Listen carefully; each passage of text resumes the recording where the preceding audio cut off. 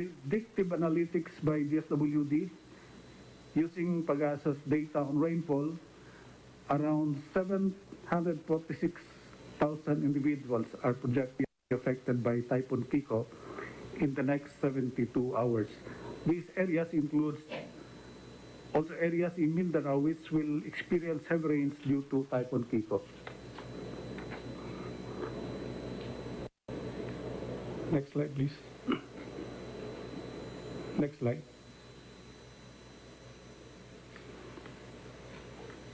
Shown are our preparedness for Typhoon Kiko.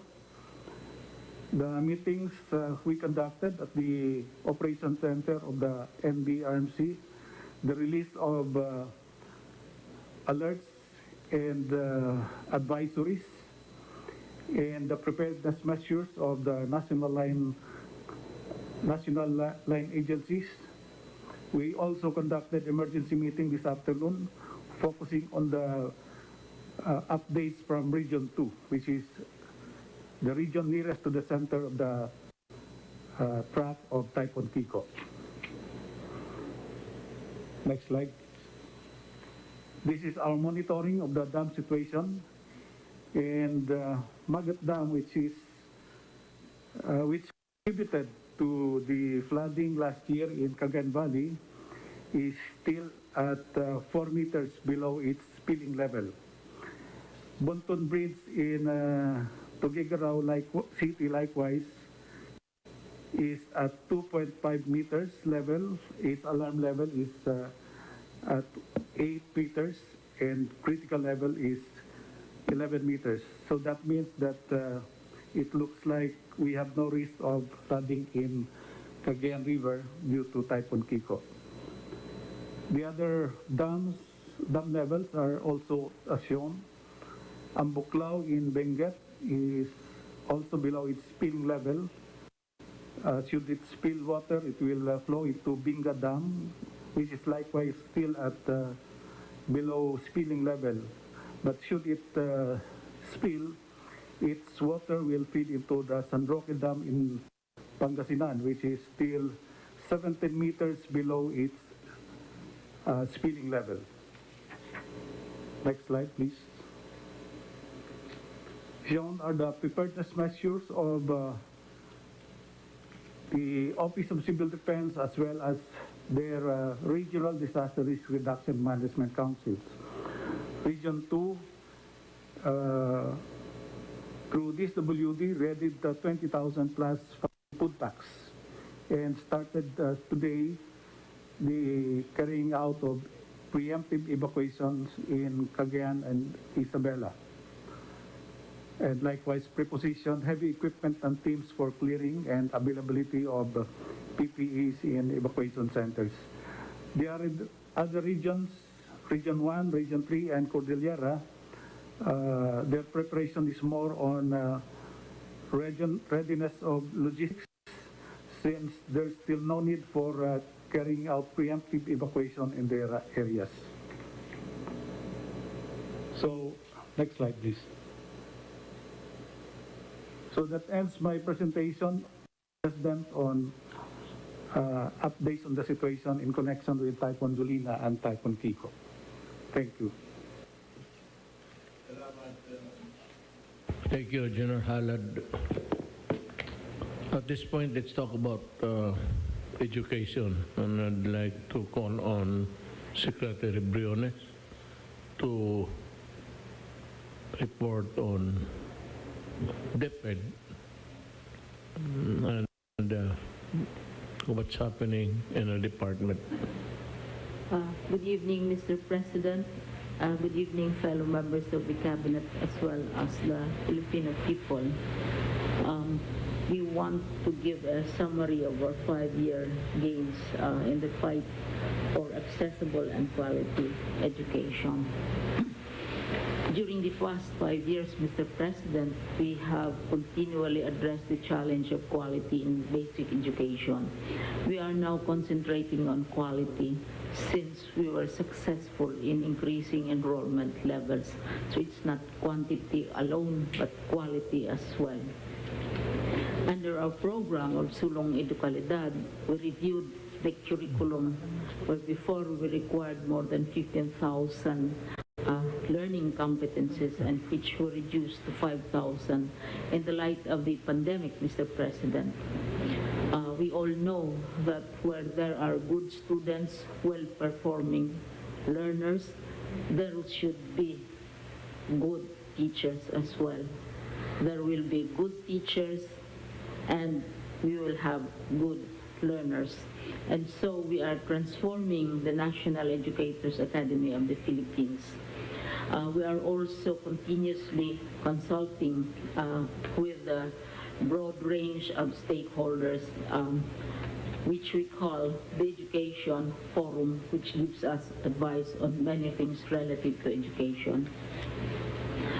The gains, next please.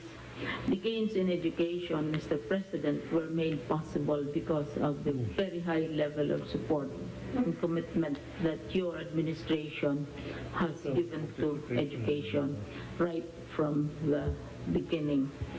When you assumed in 2016, Mr. President, you increased our budget by 31% from 2015, which is very, very significant.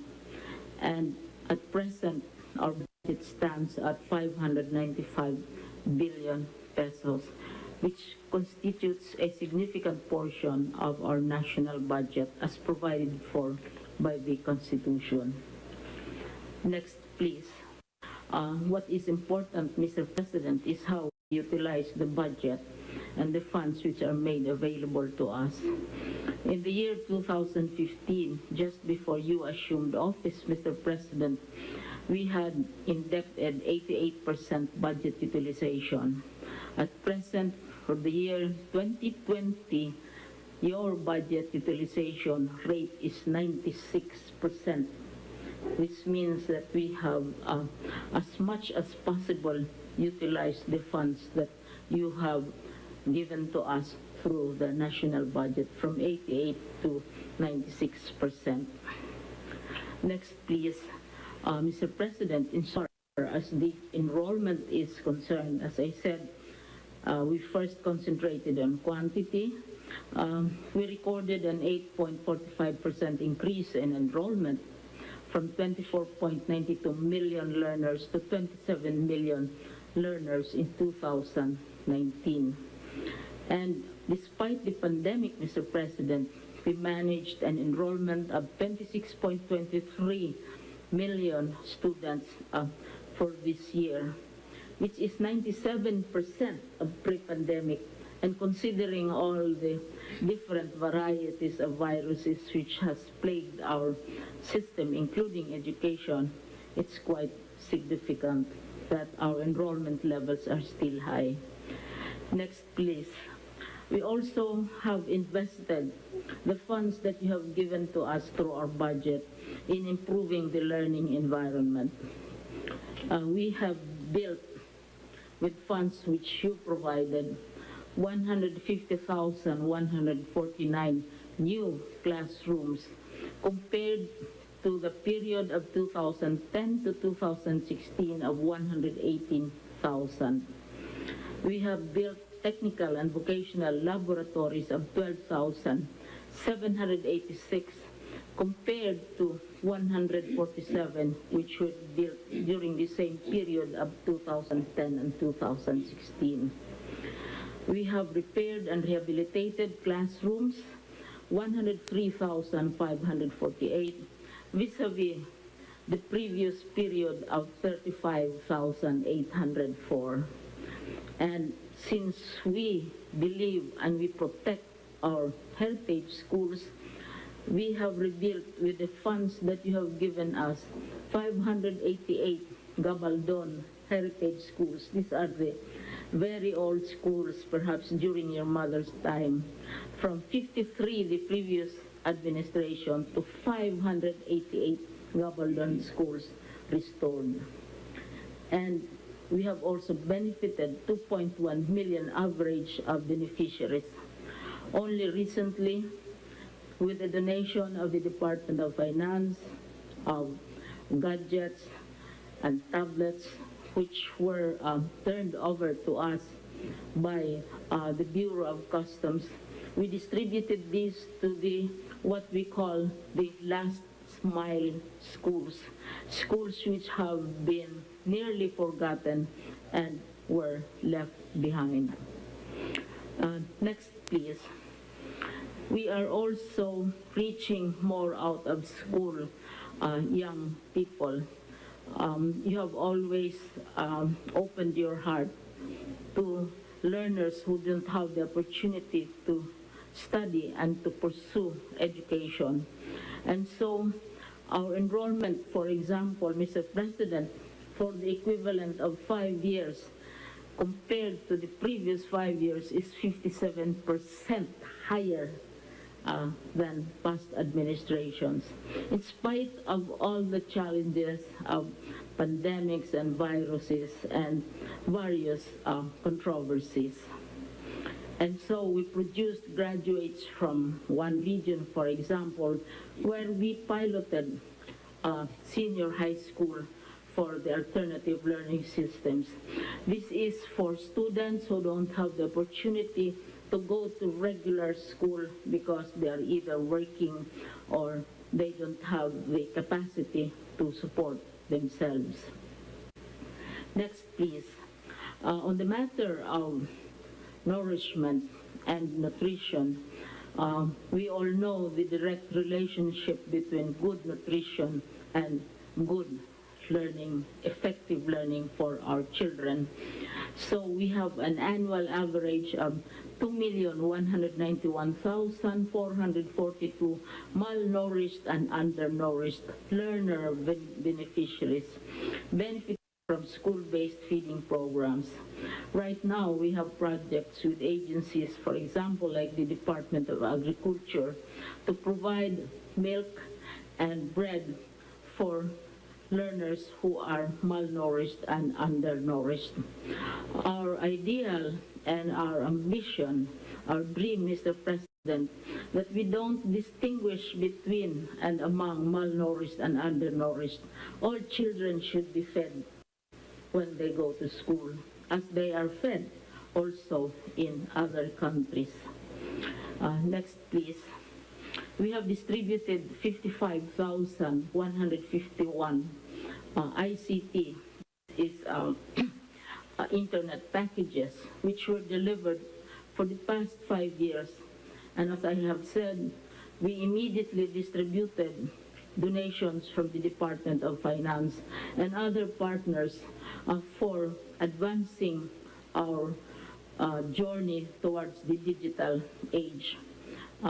Personally, Mr. President, I would like to lessen our dependence on materials which are made out of paper, because we trigger floods, we require the killing of forests, etc., etc. And usually these materials are more expensive compared to ICT. And we are grateful. Department of Finance has donated twice already customs, and we are hoping that they will catch more smugglers for the benefit of our learners, and have also been negotiating with our multilateral partners like Asian Development Bank for the provision, Mr. President, of radios and other means of teaching and learning for our students, because there are places where you don't have connectivity, and we use radios, and they're very interesting for our children. We also have improved the ratio. We are always told time and again, Mr. President, that you have classes with 70 or 80 kids and one teacher. This is not true anymore. In 2016, when you started, we brought down the number of students per classroom to 32 per class.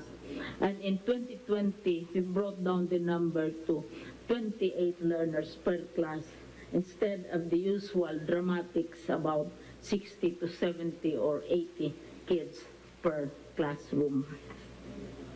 most important, Mr. President, next please, in our fight for access and quality, next please, for our teachers, we consider them our heroes. And I have shown this chart before.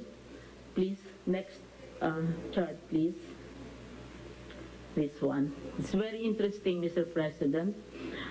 When you came in 2016, a teacher one who is at the lowest level of teaching, earned 19,077.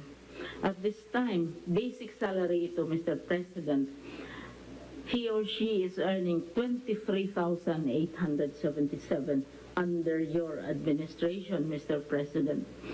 By the time you end your administration in 2022, the lowest rate of a teacher, lowest grade, is 25,439, and not the pittance which has also been described by various sources. So by the end of your term, first we started the highest level for a teacher, Mr. President. Perhaps your mother was a master teacher, but she was even higher than this. When you came in, the salary of the highest teacher grade was 43,000. Now, the salary of the highest teacher grade is 60,901. Very, very much higher than my salary when I was a full professor at the University of the Philippines and an emeritus professor. 60,000. And by 2022, when you finish your term, your highest teacher, this is master teacher 4, will be at 62,449 basic salary, Mr. President. Now, in addition to the basic salaries which you have generously provided, because all of us love our teachers, you have other allowances which our teachers earn, like the personal economic relief allowance. This is 2,000 pesos, Mr. President. The clothing allowance of 6,000 pesos. Before, Mr. President, we gave uniforms ready-made or clothes to be made into uniforms. Now we give them money. They have a choice. We give them 6,000. It's their choice. They can have new uniforms made, or they can make do with their old uniforms, but they are not held accountable for that money. Whatever they do with their clothing allowance, that is their choice, and that is 6,000 pesos. Of course, they have the mid-year bonus, which is allotted to all government employees. This is 1 month basic pay. Then you have the special hardship allowance for those who are in more difficult circumstances. This is 25% of the annual basic salary, 1/4. Then you have the honoraria for teaching overload. We have to emphasize this because perhaps the public needs more information on the benefits that you, under your administration, has given to teachers, which is a maximum of 25% of basic salary. I wish cabinet members will also get 25% of their basic salary when they stay up to 12 midnight attending IATF meetings. And then, most wonderful of all, and Senator Bong has been instrumental here, is the World Teachers Day incentive, which is 1,000 pesos per teacher. Every year we celebrate Global Teachers Day. The entire world pays tribute to the teacher. But ours is different because we give money, we give cash awards to our teachers, all of them.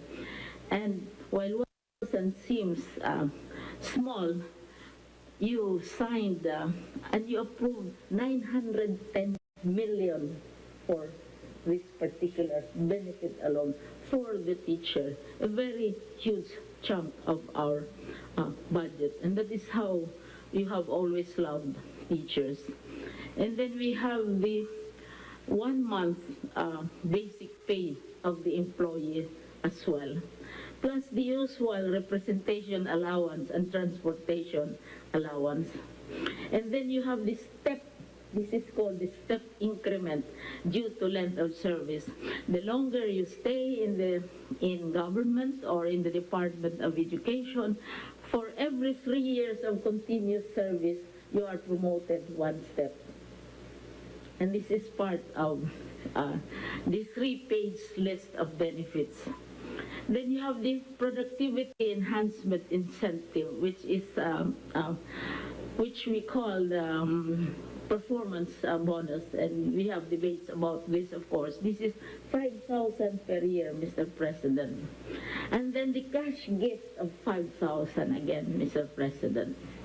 And then for those who specialize in teaching science and mathematics, they have free salary step increments if they specialize in mathematics and science, because we are moving into the digital age.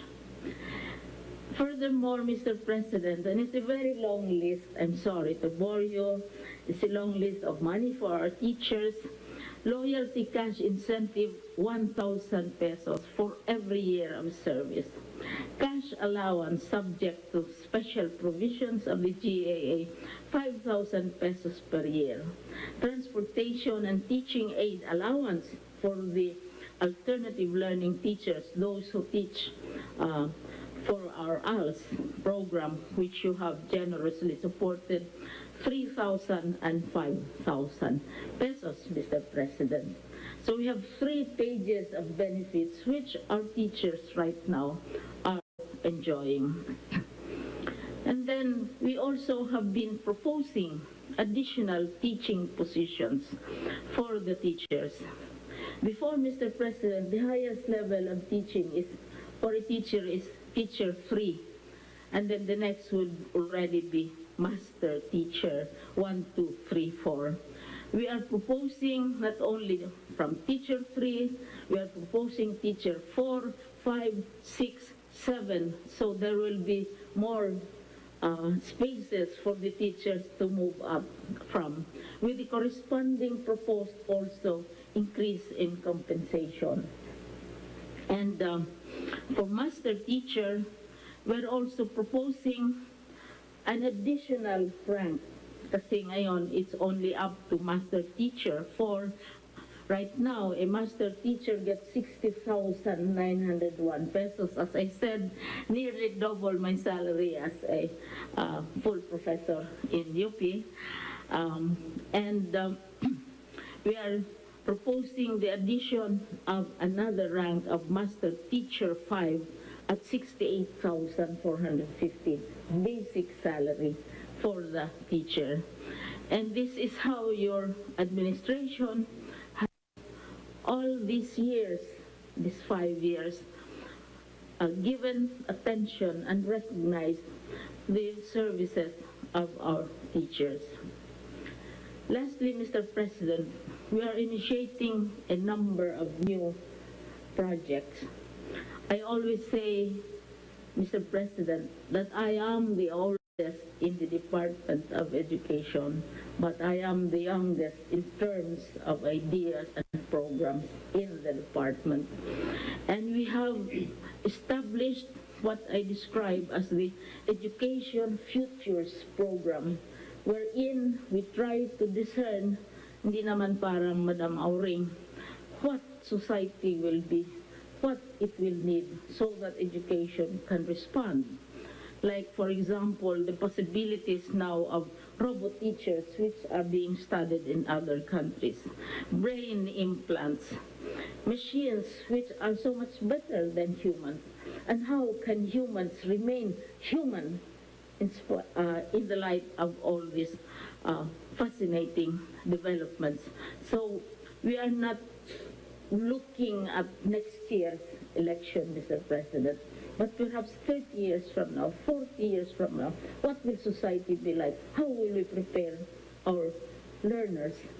How will we prepare them mentally, aside from memorizing multiplication tables, Mr. President, as well as correcting their grammar? So this is one program which we are very interested in. And of course, another new addition, and Senator Bong is here with me, of course, is the establishment of the National Academy of Sports, which we are hoping to open also within this year, also together with the formal opening of classes. So bago itong dalawa, National Academy of Sports and the Education Futures program. So, Mr. President, these are just a few of the things that we have achieved with your support, with your inspiration, and of course, with your financial generosity.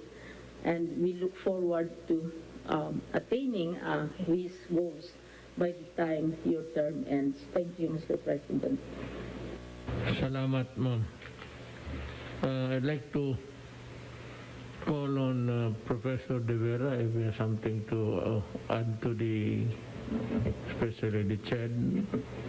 Thank you, Mr. President. I have a PowerPoint presentation. Maiksi lang, maiksi. Can you please flash it? Okay, I'd just like to give an update, Mr. President, on the reopening of classes in higher education. Next slide, please. Out of the close to 2,000 universities and colleges, about 1/3 has already opened in August, Mr. President. So nagsimula na yung semestre para sa ibang malalaking eskwelahan. The others are opening this September and until October. So we have successfully opened the school year 2021-2022 all over the country. Next slide, please. Dahil sa pagpirma nyo ng free higher ed, 1.6 million students are now not paying tuition and miscellaneous fees anymore. So libre na ang tuition and miscellaneous fees ng 1.6 million ng mga estudyante sa lagpas 200 public universities all over the country. The enrollment has increased from academic year 2019-2020 to 2020-2021. So malinaw po, Mr. President, ang mensahe na pwede ka nang hindi lamang mangarap kundi makamit ang iyong pangarap sa kolehiyo at university. We also are funding about 435,000 students in public and private universities through the tertiary education subsidy. Yung mga nag-aaral sa public ay nakakakuha ng funds, Mr. President. Naging lifeline ito sa panahon ng COVID kasi ang enrollment sa public universities has not declined during COVID dahil libre ang tuition at yung 40,000 na nakukuha nila ay naging ayuda na pangbuhay ng kanilang pamilya ngayong panahon ng COVID. So, kung hindi po napirmahan yung RA 10931, Mr. President, mas grabe ang magiging epekto sa panahon ng COVID.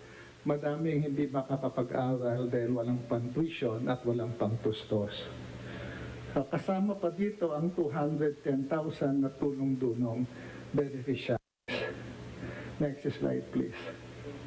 Maliban sa RA 10931, we are also subsidizing now about 91,000 additional students in public and private universities through merit scholarships.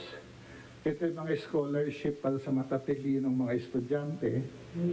At dahil sa bayanihan to, binigyan ang CHED ng 300 million pesos para bawasan ng tigli 5,000 yung utang ng mga estudyante sa private schools para mabawasan yung kanilang utang.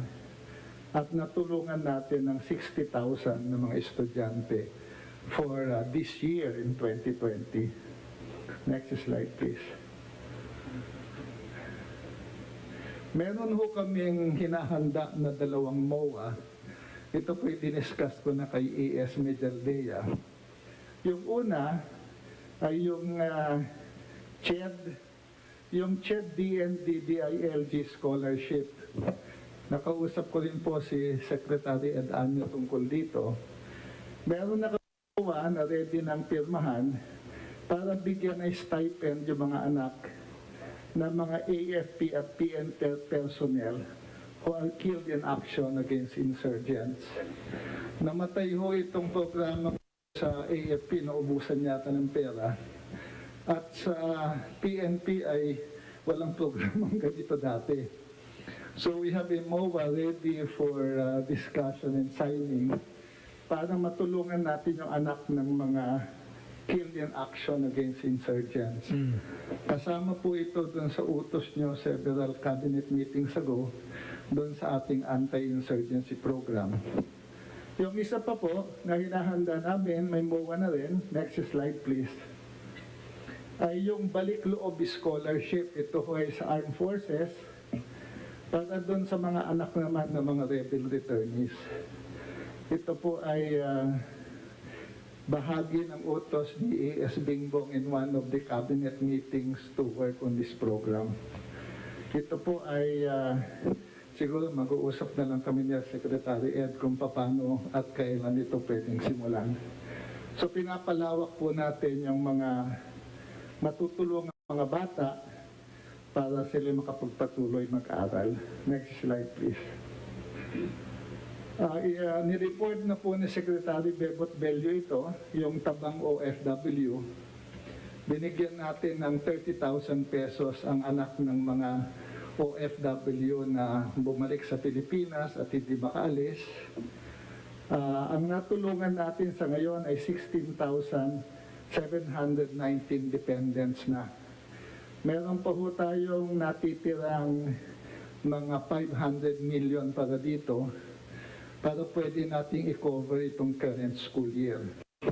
So in total, ang matutulungan natin ay pinakakunti yung 16, kung sila ulit bibigyan pa ng isang taon, matutulungan natin ito. So binibigyan natin sila ng 30,000 pesos ng count.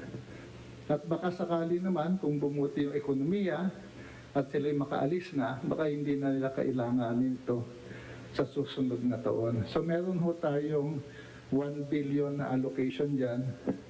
Sabi nyo po, doon sa isang programa ay datagdagan nyo ng 3 billion itong programang ito. Ito po yung report ni Sec Bebot. Galing po ang pondo sa CHED, pero ang implementasyon ay pinagtutulungan namin ang DOLE. Next slide please. Nagpapasalamat kami, Mr. President, na noong January, pinayagan nyo na yung limited face-to-face classes sa medicine and allied health sciences.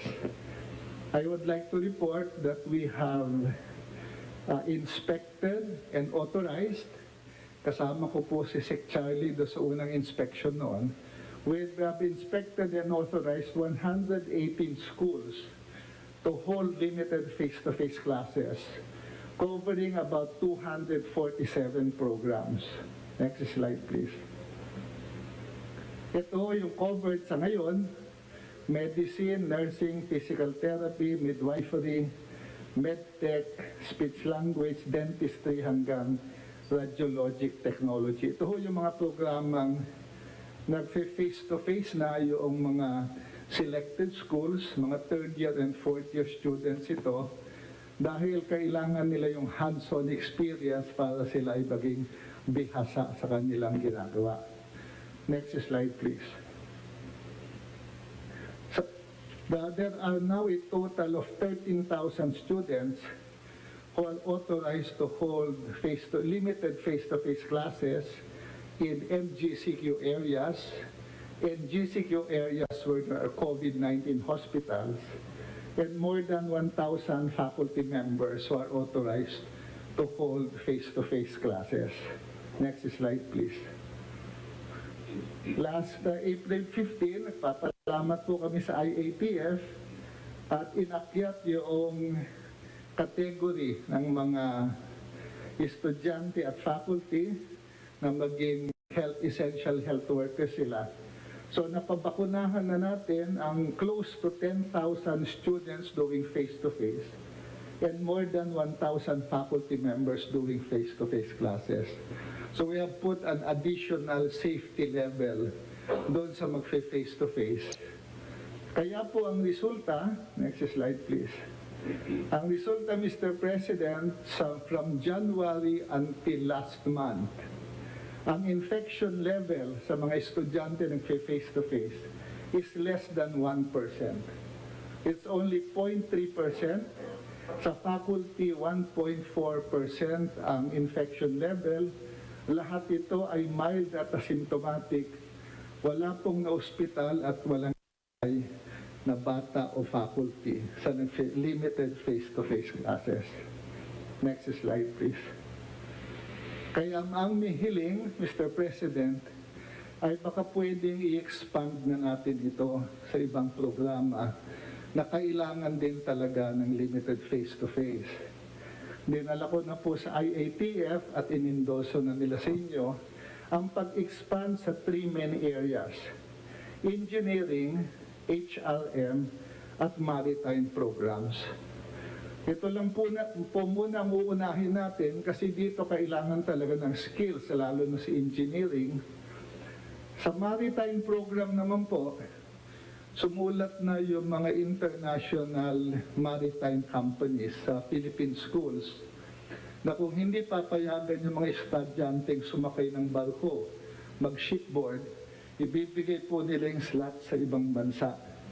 So meron pong urgency na payagan natin sila kasi kung hindi ko maka-shipboard, hindi maka-train sa barko yung ating mga estudyante, sila po hindi makakakuha ng hindi makakagraduate at hindi po makakasakay sa mga barko sa labas. So ito po ay in-endorse na po ng IATF 3 weeks ago at pinadala ko na po ang sulat sa inyo. Ligtas naman po, mahigpit ang ating guidelines.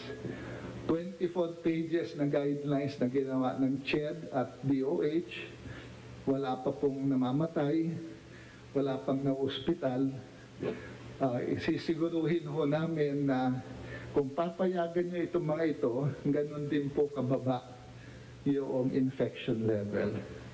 Finally, Mr. President, sa pagtutulungan namin ni Secretary Vince at instruction ni ES Medialdea, tapos na po yung guidelines ng CHED at saka Department of Health para payagan yung mga estudyante sa 4th year and 5th year medicine and nursing at yung mga graduate na hindi pa nakakatapos ng licensure exam, napapayagan silang maging vaccinator para po dumami yung ating mga magbabakuna.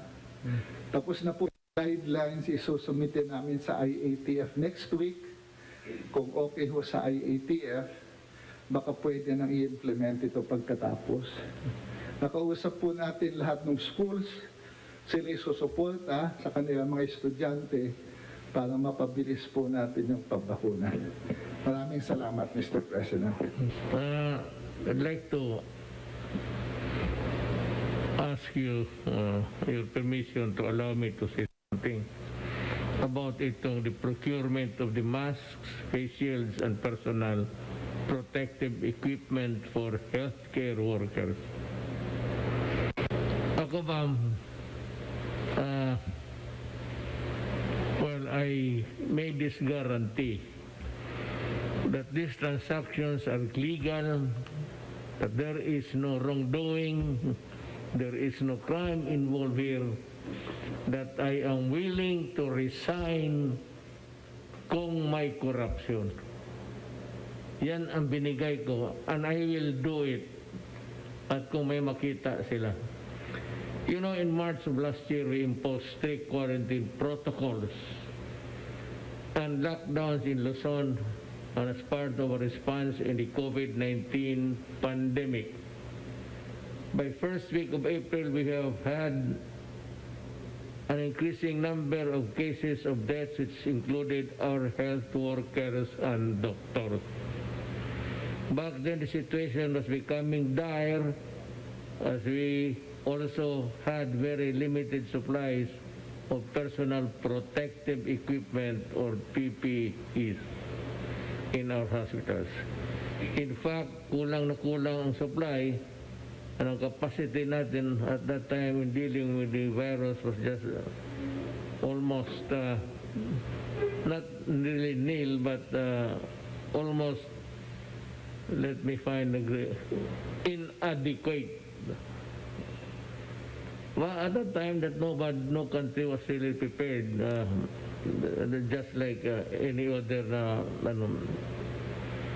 In a pandemic, you are racing against time to save lives, quick to decisions and actions, and had to be made to be able to do this. Congress granted executive department special powers under Bayanihan 1. In the exercise of these powers, we procured a total of 288,000 PPEs in April 2020 from China through PSDBM and were transported to the country via C-130, PAL, and Cebu Pacific flights. Alam mo, ako na mismo, sabi ko nga, as I have stated for the nth time, I was also the one in the hurry. As a matter of fact, the number one person who was really insistent na ngayon, itong ongoing projects ng Congress, sabi naman Commission of Audit, si Michael Aguinaldo himself clarified that the findings of the auditing team that attended the Department of Budget and Management Procurement Service pertain to the inventory management and not to the alleged overpricing of the medical supplies of the fight against COVID-19. The findings of the auditing that handles PSDB really pertain more to the inventory management and not overpricing. Michael said during the Senate inquiry, to further accelerate the positioning of the PPS and critical supplies to strategic areas, BRP Bacolod carrying a total of 200,000 PPS departed from China on May 1, 2020, bound for Davao City. The PPS are full piece sets including the now subject face mask and face shields, many of which are allocated for all government hospitals and other hospitals with COVID-19 patients and laboratories. Again, these are meant to our healthcare workers and not for the general public. Hindi ito pambigay sa mga in general kung sino-sino lang. As we replenish our stocks of mid-May 2020, we were able to distribute PPEs to a total of 699 hospitals, irrespective of whether government or private hospital. In the meantime, nag-usap kami I had a chance to have a talk here with Senator Soto. Binabanggit kasi niya, sabi niya, I agree that inconvenient masyado yung mask. Is there a way that we can do away with it? Sabi ko, ako, gusto ko. I said, because it is very inconvenient and it really does not make you in proper equality, whatever, if there is something hanging in front of your face. Kung sinabi ko, pabor ako, pero nung right after that, as prudence would dictate, I consulted the medical sector, yung mga scientists, and they said that totoo, it is not really an answer-all solution, but it can prevent at least with the mask a little of the average protection. And when they mentioned to me the new variant data entering the country, I got scared. So, binalik ko yung there was no order yet, but I never really went to order the doing away with the mask. Ngayon, binalik ko yan. Sabi ko with the coming of COVID-D, sabi ko, if it can add a little more protection, so mas mabuti na lang niya, it's a little bit convenience, but it could mean life and death for a person, for a citizen of this country. So binalik ko. So ako na yung may order na ibalik, na magsuot talaga. But was the order of sa DOH nung nag-meeting tayo? Sabi ko, ibalik ko kasi I said, taking the cue from the medical people, sabi nila, it can increase the average of protection. So yun lang ang ito namang sabi ni Aguinaldo, dalawa yun eh. Itong Congress, itong maldito talaga to. They started first with, there are two issues. They started with the unspent billions. Tapos sabi na, wala namang nakuha, kasi unspent ka, nandyan. But they are asking si Duque kung bakit hanggang ngayon hindi pa nagastos. I mean, you do not run the Department of Health by legislation. Yun ang problema sa kanila. So, wala yun. Kasi huwag mong pansinin yan. If you have a program for the remaining amounts in your department, do it. Do not listen to Congress, they're all bullshit. Wala pang lang yan, pang isturbo lang yung yawa na yan. Dito naman sa kabila, dito ko tinaya ang pangalan ko. Kasi tinanong ko talaga yung mga tao. The Commission on Audit, Chairman Aguinaldo himself clarified that the findings of the auditing team that handled the Department of Budget and Management Procurement Service pertain to the inventory management and not to the alleged overpricing of the medical supplies to fight against COVID.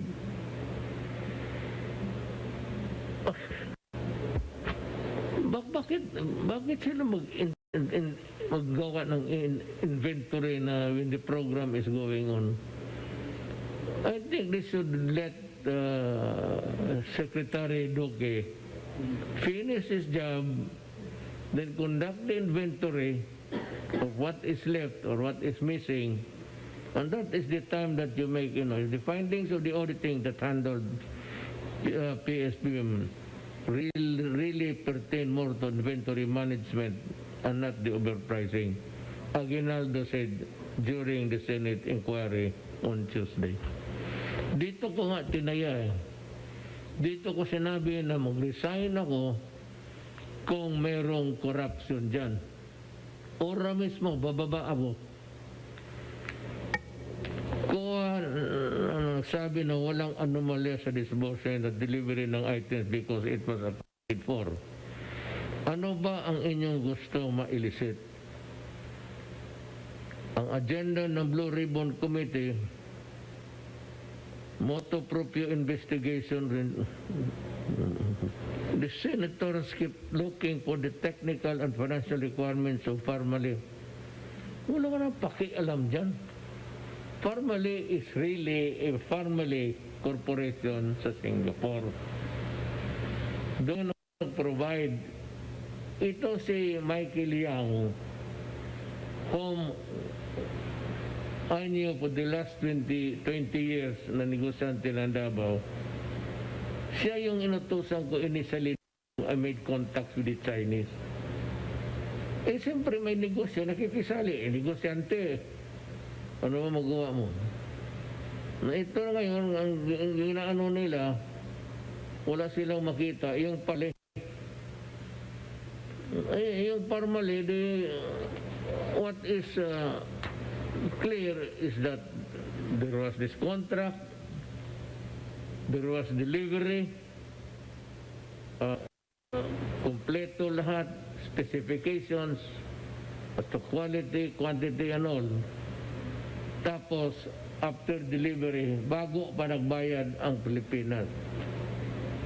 So, ito mong anong gusto na, ito pa rin si Drilon, he might want to explain his relationship with Janet Lim Napoles, since you want to discuss corruption and the use of people's money.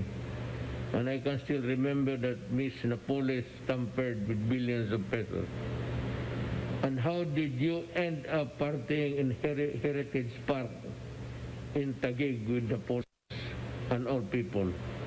Could you call that a perfect coincidence? You claim that you have only met Napoles 10 times, but the photos show your closeness. And is it true that Napoles contributed 5 million to your campaign? At ikaw pa rin ang kasama mo sa Senado ang nagsabi na may binigay ay kapalit. So what did you give in return? Since you have proclaimed yourself and your friends there in the Senate as anti-corruption czars, please enlighten Mr. Senator. Can you explain to the Filipinos your connection with former Mayor Jed Mabilog and General Garbo? Are they both connected in the illegal drug trade? Yung mga tao ninyo noon sa panahon ninyo. And since we are talking about Iloilo, can you also tell us who owns the biggest mall in Iloilo City and who brokered the sale of the old Iloilo City Airport to Megaworld? We are just curious, Mr. Senator. Ito naman si Gordon. Itong si Gordon, malalim itong away namin. Talaga mag-aaway kami nitong buang na ito. He claims that the Red Cross is totally independent of an adjunct independent from the government, national or local. Tapos sabi niya, because I'm looking for the annual reports in the local sa Red Cross, creating the Red Cross. The Red Cross must submit to the President an annual report. Since then, wala akong natanggap. 6 na taon na ako, Mr. Senator Gordon. Nasaan na ang report? And why would you say now that the government of the Republic of the Philippines cannot conduct an audit sa Red Cross because it is totally independent? If it is totally independent, you are correct. But it is not totally independent because you have been receiving aid, financial aid from the Republic of the Philippines. At ikaga nga, nagkukuha ka pa dyan sa PCSO ng pera. Now, any money belonging to the government of the Republic of the Philippines given to an agency, whatever be the nature, if you're operating here and you receive the money and spend it, you are accountable to the government, and therefore an audit is in order.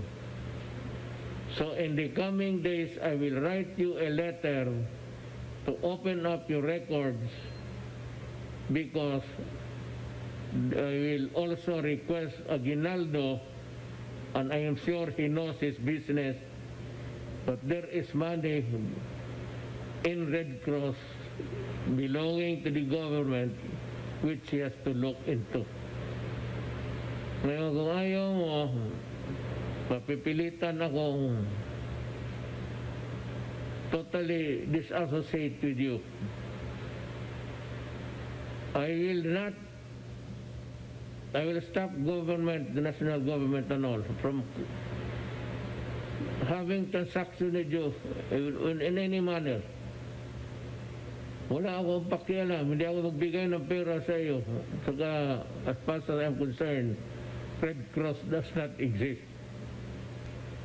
And you can create a controversy there or a crisis. I do not mind, because I said I am on the right track.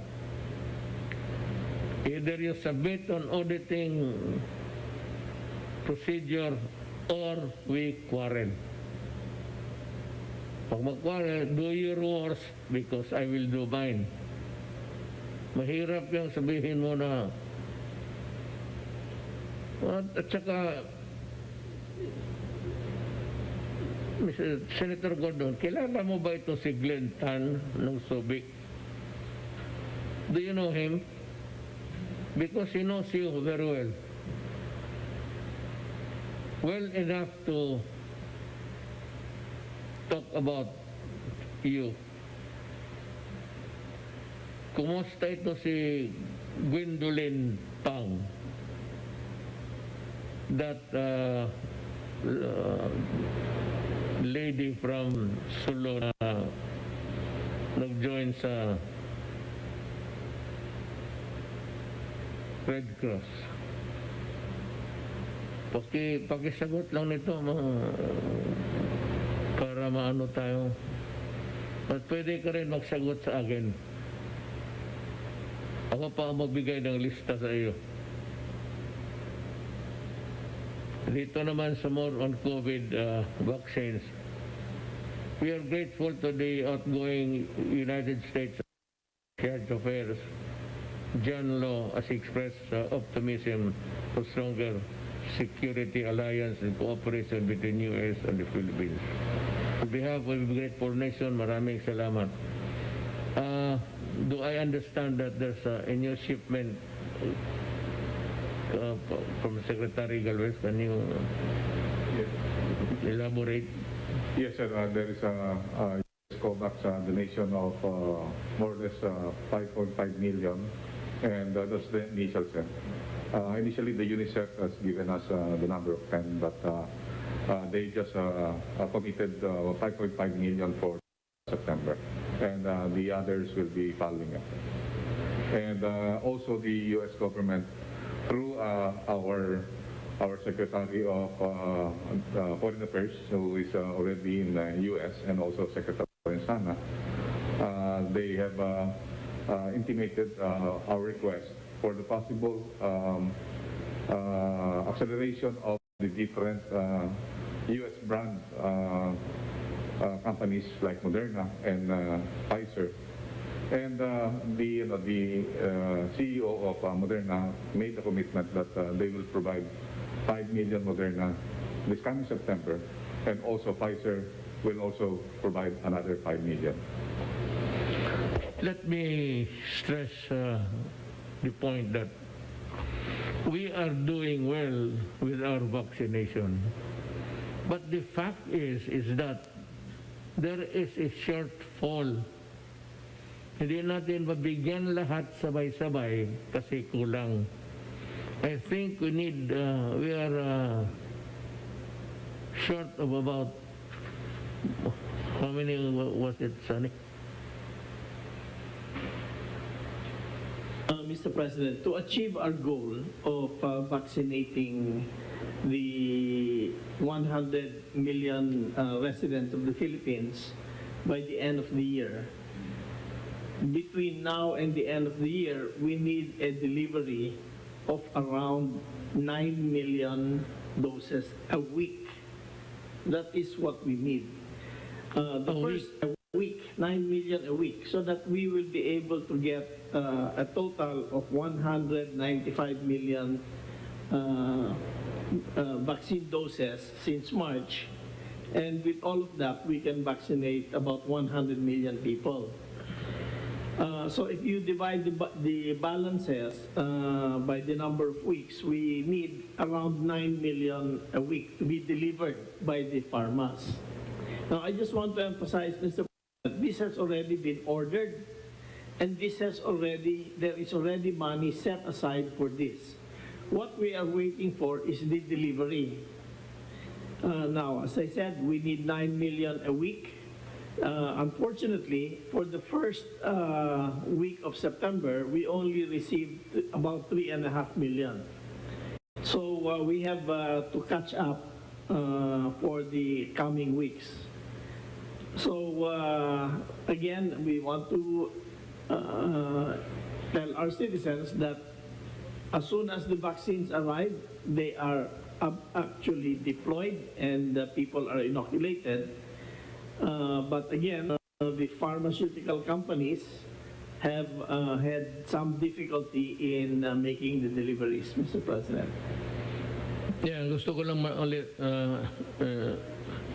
itagalogin ko na lang. May pera tayo. Sabi nga ni Secretary Dominguez, we have the money ready. The fact is, we have placed the orders, but kulang talaga worldwide until now. So, nag-aagawan pa rin. Were it not for the good,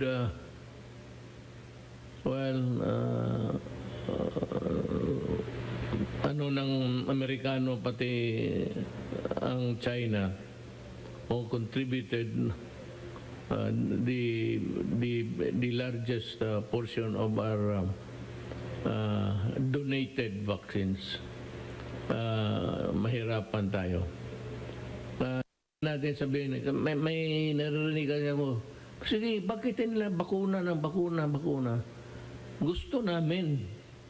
And I even suggested to Secretary Garvez to send some to the provinces, especially cities in Visayas and Mindanao, which are hard hit by the pandemic. Kaya kita nga itong face shield, hindi ko tinanggal. You have to continue using it. Mabutit na lang yan. I mean, a little amount of protection in addition to the mask, which will be provided by the face shield, mas makatulong ito. Kaysa tanggalin natin and you remove that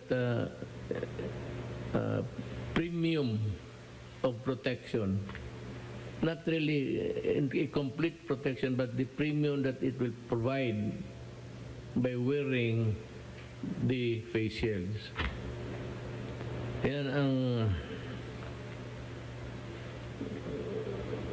baka sinabi nga ni Secretary Dominguez, well, maybe towards the end of the year or maybe early next year, first quarter, if we are able to get the vaccines, then we are on our road to recovery.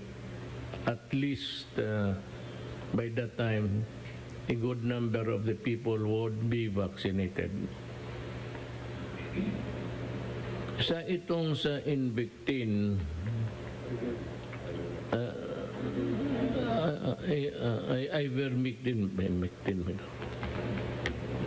ivermectin,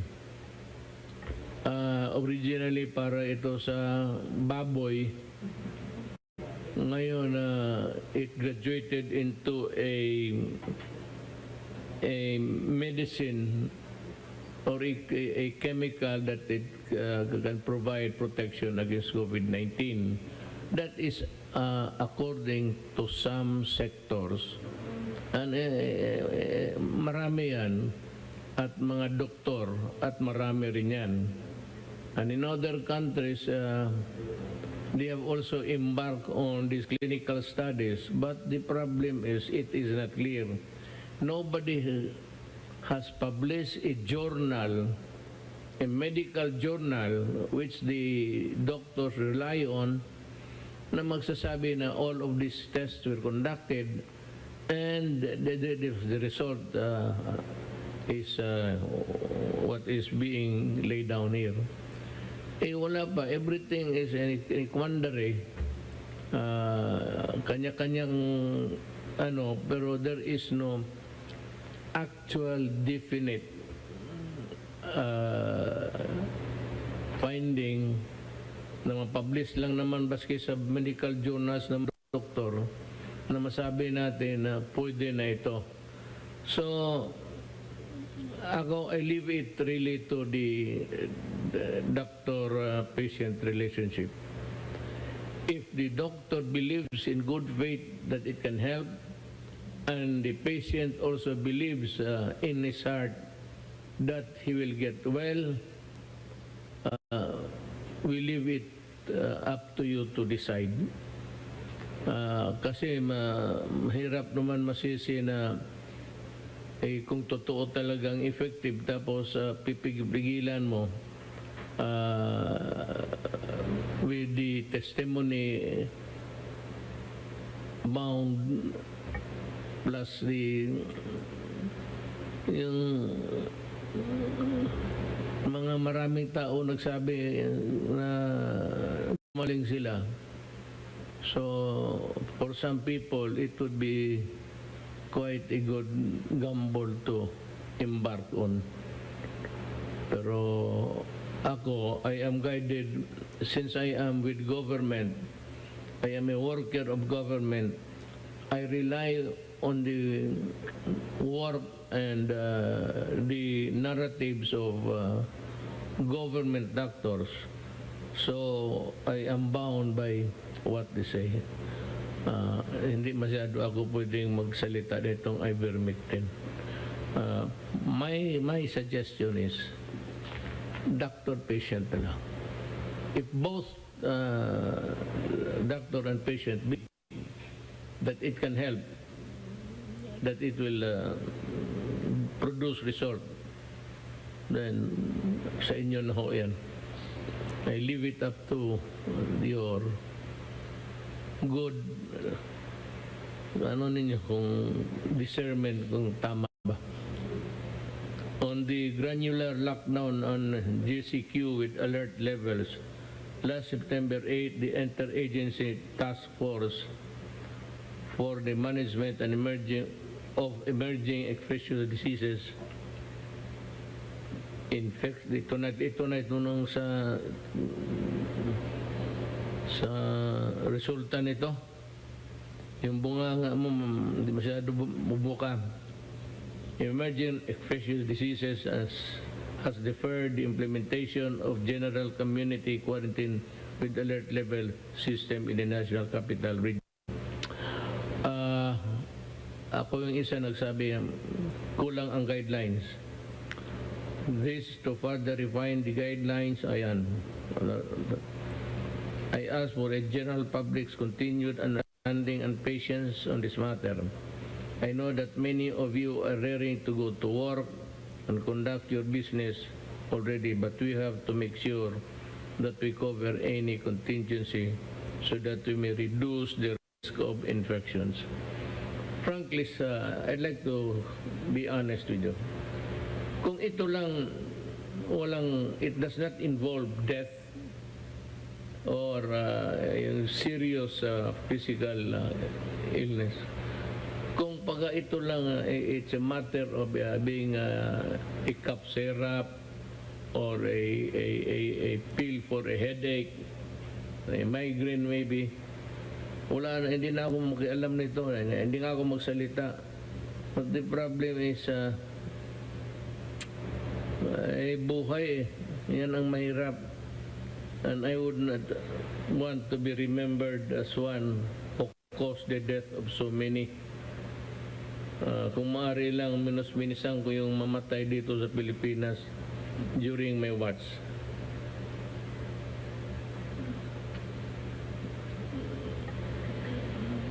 Walang ganun pa rin. Mask, hugas, iwas bakuna. May tama yung iba na we are pushing people really to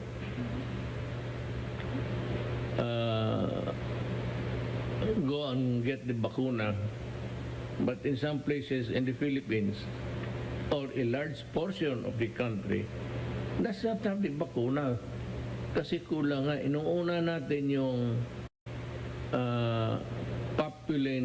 population density. Kasi kung mas maraming tao, mas dikit-dikit, mas marami ang hawaan.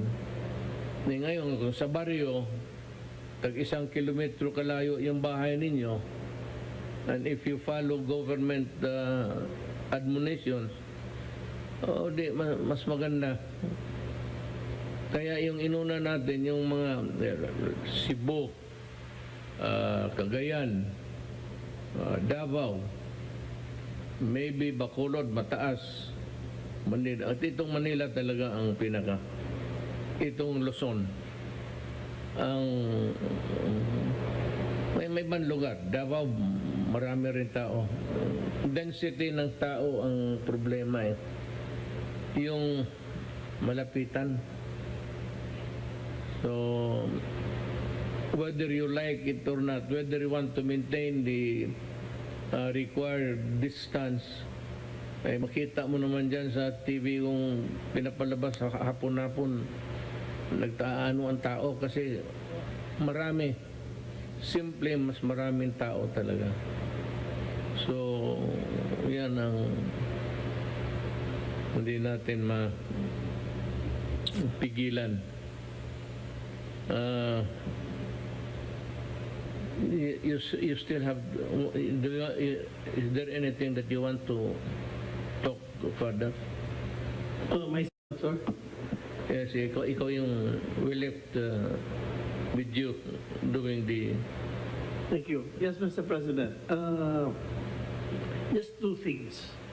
The first is about the financing for the vaccinations. As I mentioned, they are all in place already. And again, we're just waiting for the deliveries.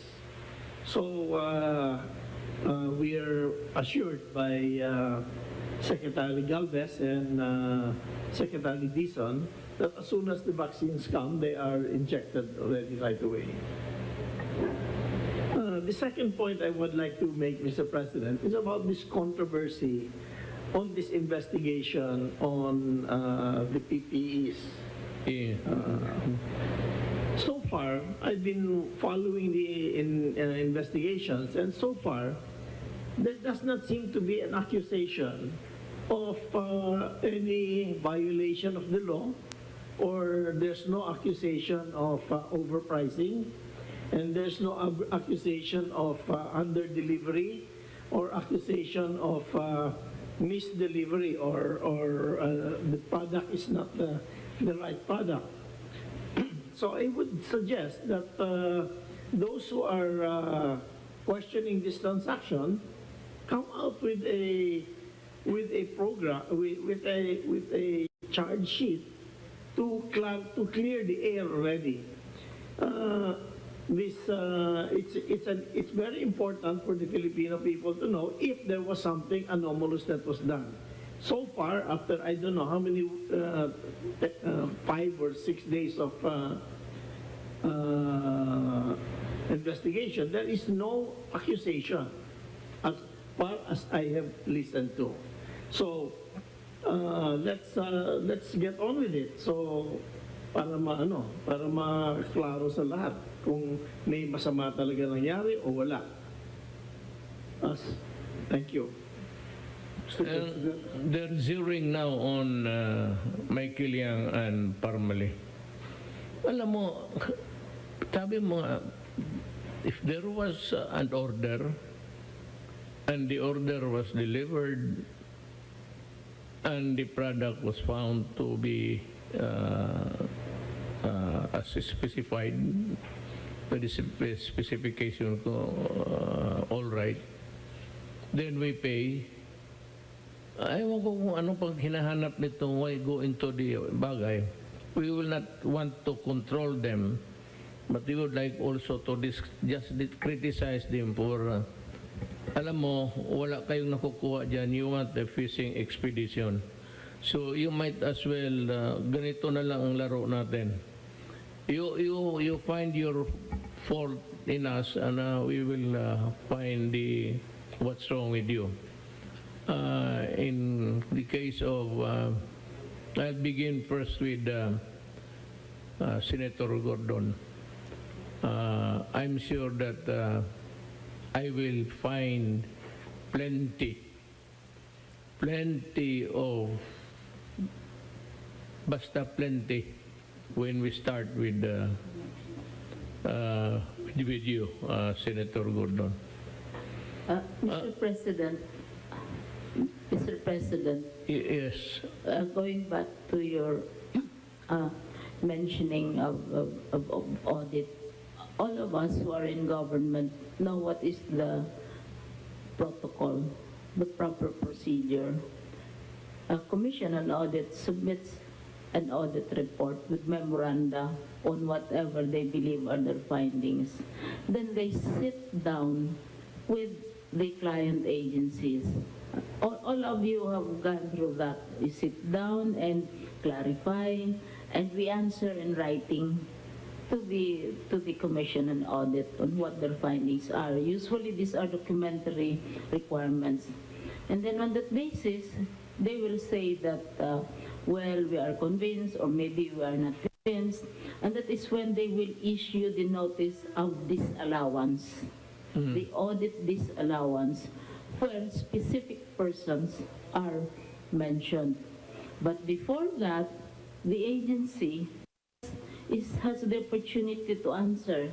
And also, the audit body is usually required, when it submits its final notice of disallowance, the answer of the agency, ina-attach nila yon. Kung halimbawa you are accused of this or that, and then the agency answers, i-attach yan. And they can say whether it is okay or not. So there is a protocol involved before the commission and audit makes its final judgment. Secondly, also on your observation about private agencies being subject to public audit. In my long life, I was involved in the preparation of the General Auditing Code as Secretary to the Commission on Audit. And there is a provision there which says that where public interest or public funds are involved, then the Commission on Audit has the right to audit a private entity to trace whether it is beneficial to the people or not. And I believe that provision is still there. I hope it is still there. And that is very important because public interest is at stake here. Just those 2 points, Mr. President. Yes, ma'am. I don't know if I heard that. I may be wrong, but I kind of read somewhere that Aguinaldo, of course, says that supporting the claim of Senator Gordon that it is not subject to an audit because it is really a private entity.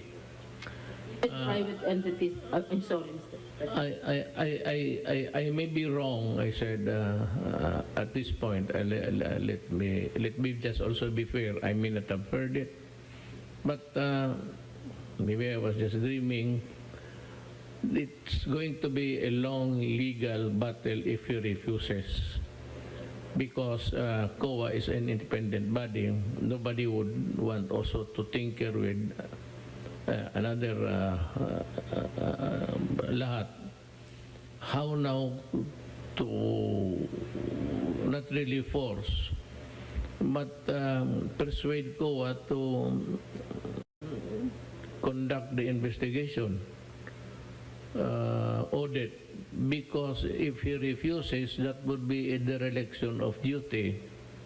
Then I said this will involve a long legal battle, but I am prepared to go into it and demand really the accountability of Senator Gordon and all of them in the Red Cross to account for the money that was given by the government of the Philippines for the longest time.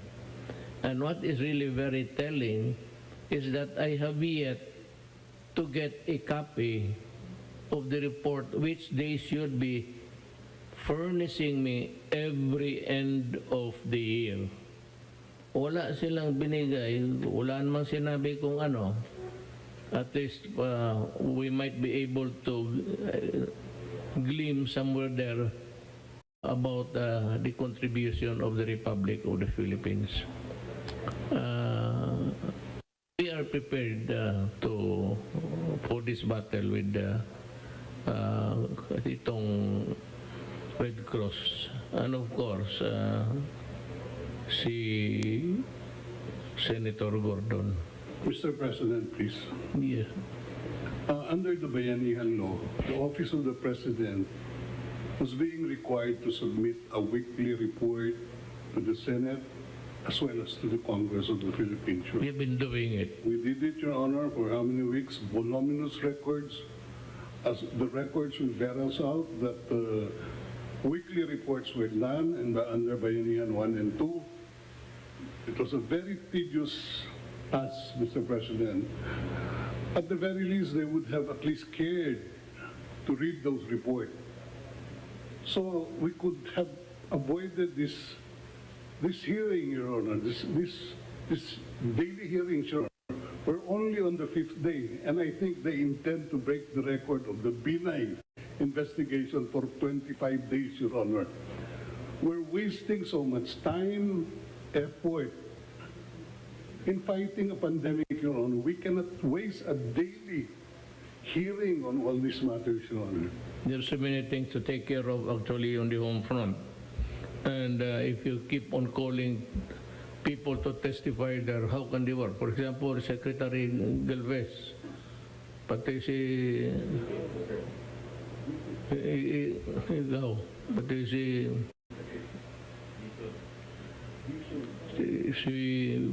paano tayo makatrabaho nito kung nandoon kayo?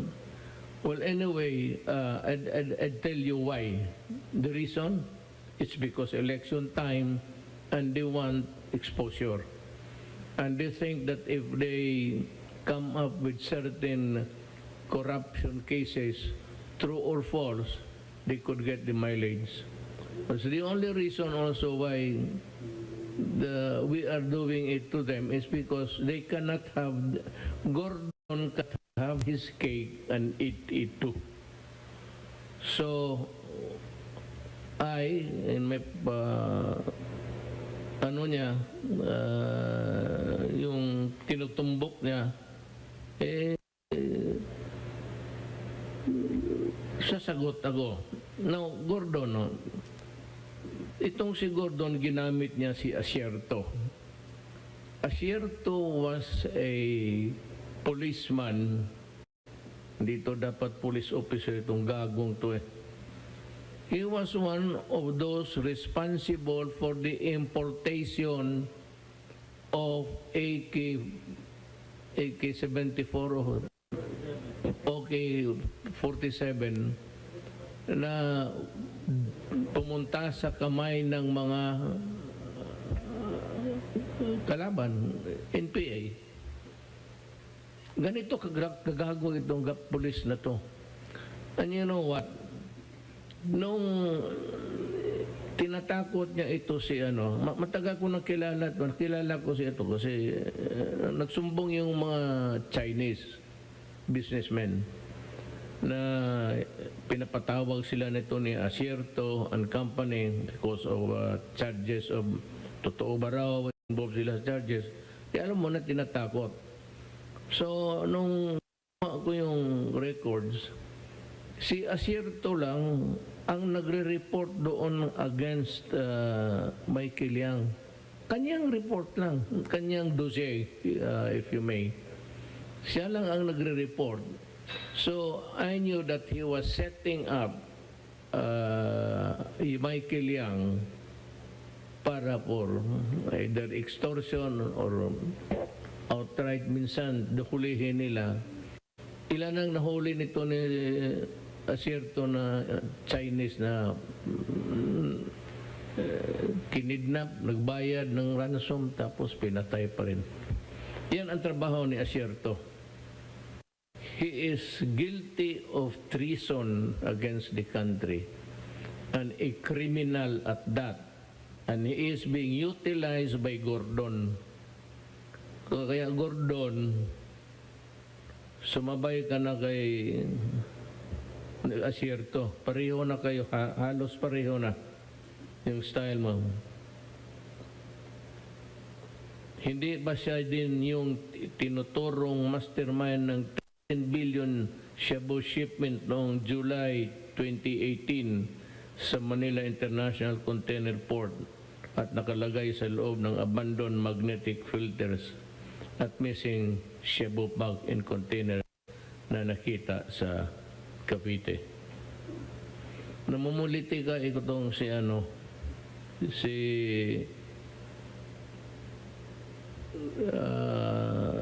Gordon using itong mga dubious and underworld characters sa naging character na sa police files for committing crimes. Marami itong napatay na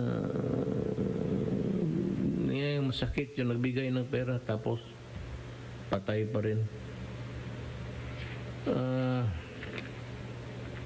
Who's going to report next? Mon, for the longest time you want to say something?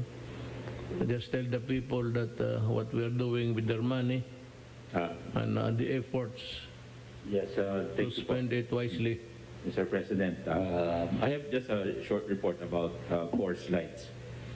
I think mga 2 weeks ago, I've given a fuller report, but just a more recent update on the DTI. DTI po ay isa pong, of course, your agency, tumutulong sa trabaho, negosyo, at saka consumer. Dito po sa ngayong report ay yung patungkol sa negosyo. Yung pagtulong, lalo na itong sa pandemya, na wala ng maraming trabaho, mga na-displaced, na-repatriate na OFWs. So we've been doing a lot of assistance up to the barangay level. Pinupuntahan po natin yon. We've reached out to 13,918 barangay to reach out to 154,000 micro SMEs para matulungan sila in terms of training, business assistance, kung ano mga kailangan nila, information materials, market information, and also 890,000 number of individuals provided with information training on various livelihood opportunities. Meron po tayong programa, meron po tayong maliit na budget, at least nakakatulong pagbigay ng livelihood kits. Ito yung ginagamit to ang negosyo. Yung bilin ninyo na magbigay ng kahit paninda sa palengke, 5,000 to 10,000 worth, para at least may pangkabuhayan na siya. In other words, we teach them how to fish. Rather than bigyan natin 10,000, dole out.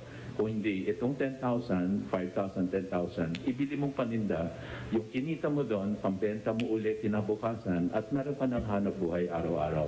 So, yun po yung sistema natin. And we've been doing this in terms of our livelihood kits.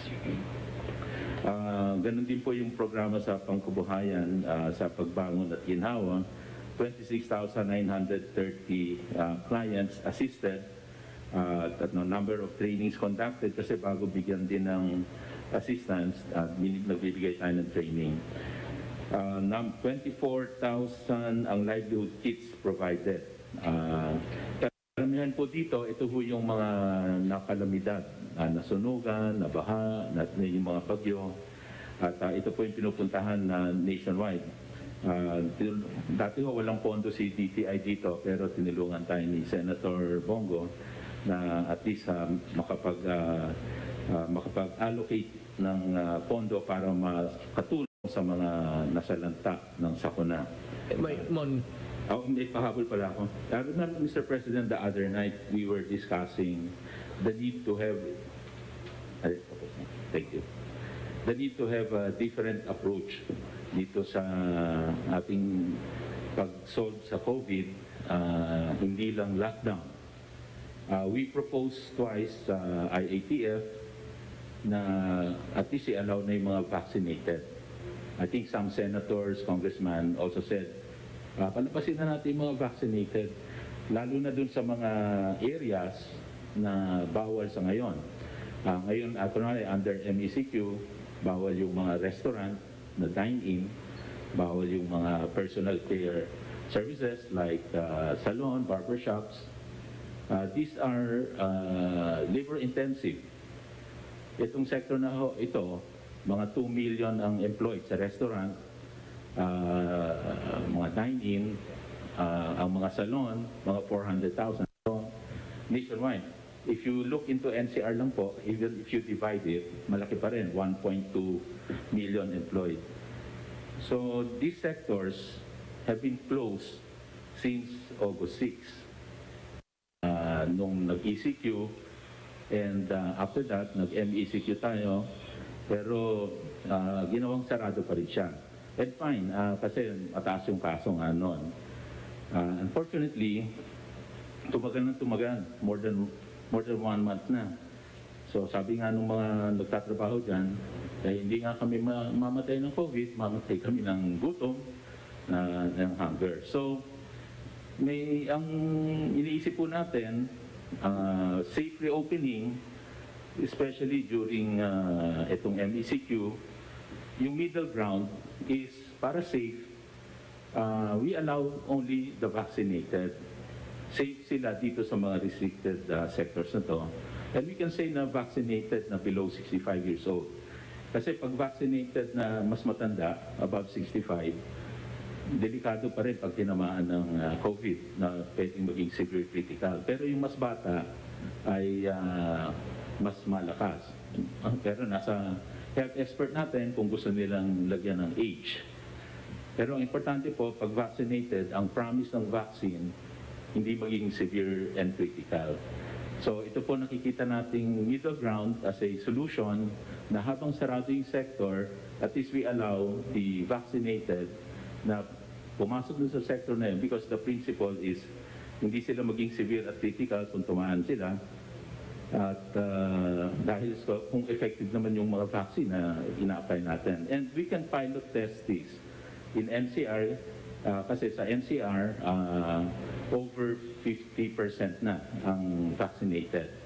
So I think we believe na dahil vaccinated, hindi maging severe critical, hindi magiging hindi ma-overwhelm yung ating mga ospital.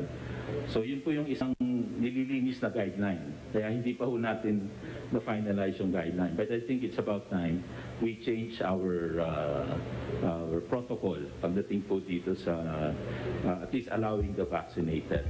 And we've talked to some secretaries, mga kasama natin, and open naman po sila dito sa i-pilot test ito. Thank you, Mr. President. Secretary Galvez.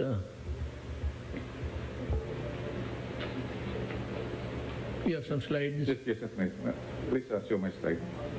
Mr. President, Senator Bongo, ES, Secretary Dominguez, my fellow cabinet members, magandang gabi po sa ating mga next slide, please. Sir, ang Pilipinas po ay expecting a much bigger volume this September with the steady supply from Sinovac, Pfizer, and US COVAX donation. Production issues of AstraZeneca, Moderna, and Sputnik have been resolved, na-resolve po ng ating DOF negotiating team under US ECOVEN sa pamumuno po ng ating Secretary Dominguez. So we can expect now a bigger volumes of COVAX with an initial 5.5 million Pfizer and 2 million Sinovac. We also heard that they will also deliver some AstraZeneca in the future. Then Pfizer and Moderna will also begin to scale up their deliveries. with expected 5 million deliveries this month each. Ang AstraZeneca rin po ay magde-deliver na sa mga private sector at maganda po ito dahil kasi karamihan po 80% po napupunta po sa LGU. And then yung issue ng Sputnik at Direct Investment Fund, ito po ay inaantay po ng ating mga LGUs dahil kasi marami na po na over na po ang kanilang inaantay na component number 2, yung second dose. Pero wag po silang mag-alala dahil kasi po yung component 1 can sustain dahil kasi mataas po ang efficacy niya ng 70 to 83%. So narating na po yung 190,000 component as they have promised, and they might begin yung deliveries ng single dose ng Sputnik Light also this month. So one dose po yun. And then on our vaccination, despite the challenges and constraints, we're still on track. We have received already 54 million doses, and we have already administered 37.8 million doses. Actually, 38 na po yan. And we have already had more than 16 million are now fully vaccinated. Next slide, please. So the Philippines also expect to receive more than 61 million vaccine for the month of September and October. Kinumbahin po natin. And also, we are now negotiating for next year, for 2022, as directed by Secretary Dominguez. Because we are now negotiating with 4 manufacturers with introduction of the reformulated booster. Yung reformulated booster po, tinuik po nila para po makuha yung variant. So parang ito po yung mga next generation na booster. Pero isa lang po ang gagawin na para ma-extend po yung ating efficacy. And then also yung full authorization ng Pfizer and maybe other brands in the future will change our procurement strategies kasi yung mga ating mga LGU at saka mga private sector pwede na po dumiretso. Wala na po tayong magiging MPA. And then number 6, we are recalibrating our focus and expand strategy, giving more allocation now to Region 4A. So sa Region 4A na po tayo mauna, and then Region 3, Region 7, Region 6, Region 10, Region 11, and other search area as directed by the President. Then marami po mga epidemiologists sa US and other countries, sinasabi nila na vaccine alone cannot stop Delta. And we need to increase prevention strategy, the effective masking, the ventilation, and massive vaccination. Mr. President, inano po na namin talaga na dapat yung people's participation kasi talagang kung hindi po susunod yung mga tao sa atin, kahit paano gagawin po natin, talaga mahirapan po tayo. So we encourage po, Mr. President, with your influence with the massa, na talagang encourage po natin talaga na they have to really protect themselves and their family. Then next slide, last slide. Sir, ito po yung darating na mga bakuna sa atin po ngayong September. So Sinovac po, nag-commit na po tayo, kontrata na po tayo, at ito po ay inassume na po na darating yung 12 million. And then yung Pfizer, ito po yung ating procured na 40 million. Ito po yung kanilang last delivery for the last of the quarter. At sa darating po mga buwan, 10 million each na po ang bibigay po nila. And then Moderna, nagkaroon po tayo ng negotiation and also the follow-up of DFA at saka po ni Secretary Lorenzana at saka ni Ambassador Babes Romualdez, tatasan po ng from 3 to 5 million. And then AstraZeneca, meron na po tayo na-receive kanina na 500,000 at may darating pa po na 600,000 coming September 13. And then Sputnik, at yung po Sputnik, nakako po sila na magbibigay po ng 1 million. And another donation, most likely sa Japan, another AstraZeneca 1 million. And sa COVAX, they assured us to have at least 8 to 10 million this September. October po, 10 million sa Sinovac, 10 million sa Pfizer, another 3 million or 5 million sa Moderna, and then AstraZeneca, another 1 million, the Sputnik, another 1 million, and then another donation from another country, and 35 million to 35 million na sa COVAX. A total of 61 million, Mr. President. At yun po, pagka nakita po natin na yung 61 million po na yun, pwede na po ito siguro kung dumating yung 61 million, pwede na po tayong magkaroon ng tinatawag na expecting na general population na po tayo this coming October. And in-announce na po namin para malaman po ng mga probinsya na yung A1 to 5 ay open na po effective September 6. So yung mga nasa mga baryo at saka mga nasa probinsya outside of NCR, even though they don't have the surge, ay pwede na po magbakuna ng A1 to 5 po, Mr. President. That's all, Mr. President, at maraming salamat. Secretary Anyo, are you ready? Magandang gabi po, Mr. President. Wala naman po kung maiulat na sapagkat kabibigay ko lamang po the other day, except yung sa NCR po ay nasa 98.39% na yung pagbibigay natin ng ayuda. So that means po ay out of the 11.256 billion, 11.075 billion po ang naipamigay na nating ayuda at ang tumanggap ay 11 million sa ating mga kababayan. So yan lang naman po muna ang may bibigay ko sapagkat yung iba po ay na-report ko the other day, Mr. President. Thank you po. Before we go to the other panelists, I would like to ask if there is a representative of Boy de la Peña, Secretary.